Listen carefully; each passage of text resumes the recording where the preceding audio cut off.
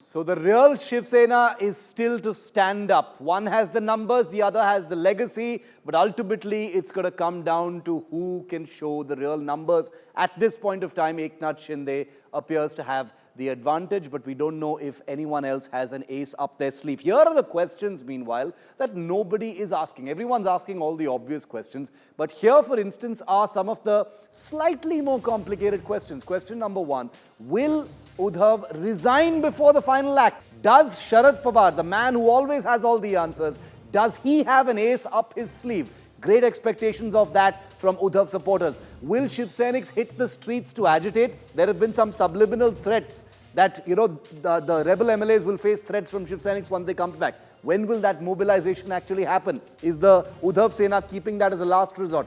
Why is the BJP so conspicuously silent? That silence was only broken today, courtesy India Today, when Piyush Goyal had a brutal attack on this entire Maharashtra crisis. And finally, who's funding this Guwahati rebel vacation? They've been in there for 3 days and counting, total luxury. You can imagine the number of rooms and the amount of money that's being spent on them. Who's funding all of this? And the constituents of all these MLAs must be wondering, when are you going to come back and represent us? That's the big question.